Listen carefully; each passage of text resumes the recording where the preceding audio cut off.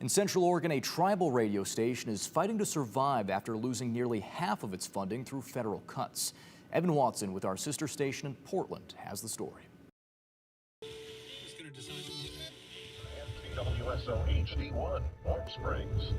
This is KWSO News. I'm Samayakan Allen. The Oregon Fish and Wildlife Commission is revisiting a 2023 agreement with the Grand Ronde Tribe concerning hunting and fishing rights across Northwest Oregon.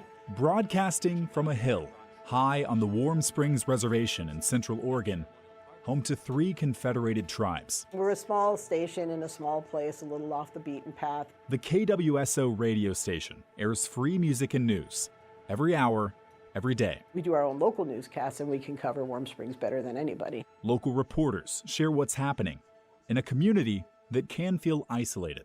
That's who's doing recording language lessons. That's who's doing interviews with elders. In rural Oregon, and probably rural America, mainstream media doesn't necessarily show up unless something very bad has happened. Sue Matters is the station manager. We operate on about $600,000 a year is our full budget. And so, 40% of that would be CPB. 40% of the station's budget that's now gone. Congress voted to approve President Trump's request to claw back more than $1 billion for public broadcasting across the country. Money that helped fund stations like KWSO. I don't think people hate public radio at all. And certainly we don't even hardly sound like public radio. It's the national political narrative. The federal cuts threaten the jobs of 2 of the 6 KWSO employees. Matters says she's determined to save them, but the station will have to sacrifice. We're going to have to move forward, and tribal people are kind of used to having to do that. Have you done the KWSO online survey yet? On Thursdays at the Warm Springs Pavilion. We've got some radishes, some carrots, some beets, and some fresh lettuce.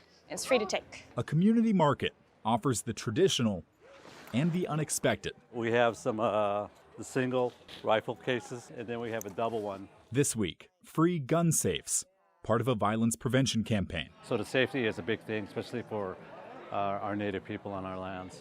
And the community radio station is there too. Thank you. Paige Hurtado works for a clean drinking water project in Warm Springs. He just ran a survey. One of those questions was, how does the majority of people get their news sources? And the most popular answer was actually our local radio station. It's more than just like music, right? Like it's all of this like news and information in real time. And you start to take that away, then our community is going to continue to be crippled, disjointed, and lack access. Caroline Cruz, a tribal leader, says the station has the community's trust. We had the 2 major fires going on just this past weekend. We know if we tune in to KWSO, they're going to have the most up-to-date information. For some, it's personal. Because the local news, for one thing, it's home. They interviewed my dad a long time ago. So every once in a while on Veterans Day, I get to hear his voice. It means a lot. Tribes, which include Warm Springs, Yakima Nation. Without federal funding, Matters is determined to keep KWSO on the air.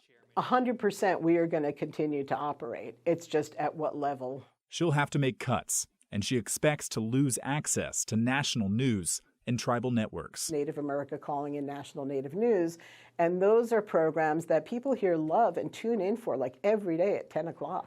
Leaving the high desert at risk of becoming a news desert. There'll be like a void where probably incorrect information will grow. She says for the tribal-owned station, the challenge feels familiar. It's like nothing new for Indian country. I mean, Indian country is usually the last people to get things from the federal government. A fight for a radio station known as much for providing community updates. Like when they do the news, it's our friend telling us the news.